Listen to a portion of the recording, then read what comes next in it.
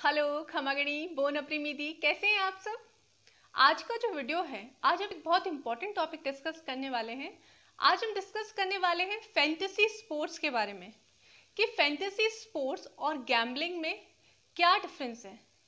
क्या ड्रीम 11 जो आज सारे इंडियंस के मुंह पे चढ़ा हुआ है, क्या वो लीगल है, क्या वो गैम्बलिंग में आता है, ये सब हम आज के वीडियो में डिस्कस करने वाले हैं। तो वीडियो बहुत ही इंटरेस्टिंग होने वाला है, इसको स्किप ना करें, पूरा देखें। और एक बात और, आपके स्क्रीन पे मेरा इंस्टा आईडी आ रहा होगा, आप इंस्टा पे भी मेरे वीडियोस देख सकते हैं। मैं वहाँ पे मोटिवेशनल वीडियोस अपलोड करती रहती हूँ। चलो without wasting any time, let's start. आज हम डिस्कस करने वाले हैं फैंटेसी स्पोर्ट्स के बारे में। अब फैंटेसी स्पोर्ट्स क्या है? फैंटेसी स्पोर्ट्स वो स्पोर्ट्स हैं जहाँ पे गेम ऑफ स्किल को ज़्यादा वहाँ इम्पोर्टेंस दिया गया है as compare to game of chance. अब फैंटेसी स्पोर्ट्स में ये है कि उनको ये ऐसे ऑनलाइन स्पोर्ट्स हैं जिसमें आपके नॉलेज, आपके एक्सपीरियंस को, पार्टिसिपेंट्स के स्किल को ज़्यादा इम्पोर्टेंस दिया जाता है। अब जैसे, और इसको कोई, ये जो फैंटेसी स्पोर्ट्स है ये गैम्बलिंग में नहीं आते हैं, they are not fall under the preview of gambling as per the laws which are regulating the gambling. जो लॉज हैं जो गैम्बलिंग को रेगुलेट करती है, फैंटेसी स्पोर्ट्स उसमें फॉल डाउन नहीं कर सकता है। अब फैंटेसी स्पोर्ट्स और गैम्बलिंग में क्या डिफरेंस है? एक सेंट्रल, इनको कौन रेगुलेट करता है? एक सेंट्रल एक्ट है, पब्लिक गैम्बलिंग एक्ट 1867, वो गैम्बलिंग को रेगुलेट करता है। उसके अकॉर्डिंग कौन कौन से स्पोर्ट्स गैम्बलिंग में आते हैं, पूरा एक डिस्क्रिप्शन दे रखा है। तो सेक्शन 12 जो है पब्लिक गैम्बलिंग एक्ट का, वो ये कहता है कि जो games, those who are involve the game of skill, they are not considered as a gambling. जिन गेम्स में स्किल इन्वॉल्व है उनको गैम्बलिंग नहीं माना जाएगा। अब जो सुप्रीम कोर्ट है, सुप्रीम कोर्ट ने भी ये जो गेम ऑफ मेयर स्किल को डिफाइन किया है।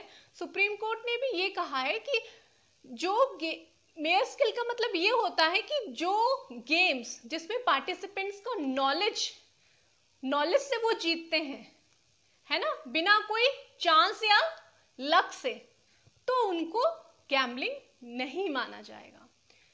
तो क्योंकि ये सेंट्रल एक्ट है, पब्लिक गैम्बलिंग एक्ट, तो स्टेट लेजिस्लेचर के पास भी पास है कि वो अपने स्टेट के अकॉर्डिंग कोई गैम्बलिंग से रिलेटेड लॉज बना सकते हैं। बहुत सारे स्टेट्स जो है वो पब्लिक गैम्बलिंग एक्ट को फॉलो करते हैं। अब एक बहुत इंपॉर्टेंट केस है, state of Andhra Pradesh versus के सत्यनारायण एंड अदर्स। इसमें क्या था? इसमें ये हेल्ड किया गया था कि rummy was declared as a game of skill, not game of chance। तो बहुत इंपॉर्टेंट केस था, इसमें रमी को गेम ऑफ स्किल डिक्लेयर किया गया था, ना कि गेम ऑफ चांस और लक। अब ये चीज तो क्लियर हो गई कि फैंटेसी स्पोर्ट्स क्या है, जो गेम्स ऑफ स्किल में इन्वॉल्व होते हैं। अब हम बात करते हैं ड्रीम 11 की, जो आप सब जिससे फेमिलियर है और जो नॉर्मली सारे Indians, mostly it was around million of Indians are involved in it, because Game 11 is an online platform and it involves lots of Indians. Indians are playing the matches on Dream 11, they are making their team and playing it. तो Dream 11 को भी game of skill माना गया है।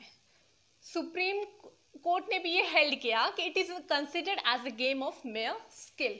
Bombay high court ने भी ये held किया कि जो ड्रीम 11 है, it is just an game of skill because it depend upon the participant sports knowledge and they make the team and they win it.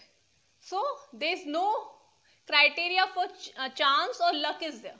कोई चांस या लक की बात उसमें नहीं है, आपका स्पोर्ट्स नॉलेज वहाँ पे कंसिडर हो रहा है, आप एक टीम बनाते हैं फिर खेलते हैं, तो ये गैम्बलिंग में नहीं आता है। सुप्रीम कोर्ट ने हेल्ड किया है। So the game of skill, those games under which skills are involved, they are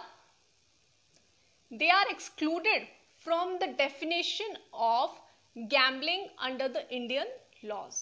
Indian laws जो है, जो गैम्बलिंग को रेगुलेट करती है, उनके अंदर जो गेम्स में स्किल इन्वॉल्व है वो गैम्बलिंग में इंक्लूडेड नहीं है. तो ड्रीम 11 जो है, it is not considered as a gambling. Many games such as chess, carrom, rummy, wagering on horse races, they have been recognized by the Indian laws as game of skill, not game of chance. अभी 2016 में नागालैंड ने एक act पास किया, it relates with the game of skill, Nagaland prohibition of gambling and promotion and regulation of online games of skill act. It has passed in Nagaland in 2016 that allow online gaming license to be issued to the game of skill including fantasy sports. ये 2016 में जो नागालैंड ने act पास किया है, उसके according license issue होता है games of skill. जो गेम्स ऑफ स्किल है उनको लाइसेंस इशू होता है. 16 में नागालैंड में ये एक्ट पास हुआ था जो लाइसेंस इशू करता है गेम्स ऑफ स्किल के लिए. तो आपको ये चीज क्लियर हो गई होगी कि फैंटेसी स्पोर्ट्स जो है उसका कोई पर्टिकुलर रेगुलेशन नहीं है. इंडिया में कोई पर्टिकुलर फ्रेमवर्क नहीं है जो उसको रेगुलेट कर रहा है, और ये इंडस्ट्री बहुत ज्यादा बूम पे है. एग्जाम्पल है Dream 11, millions of peoples are involve in it. तो ये बहुत बड़ा एक इंडस्ट्री डेवलप हो रहा है, और it is not considered as an gambling. I hope आपको समझ में आ गया होगा जो आज हमने कंसेप्ट समझाने की कोशिश की. और अगर आपको वीडियो अच्छा लगा हो तो प्लीज़ शेयर और सब्सक्राइब करें. Thank you.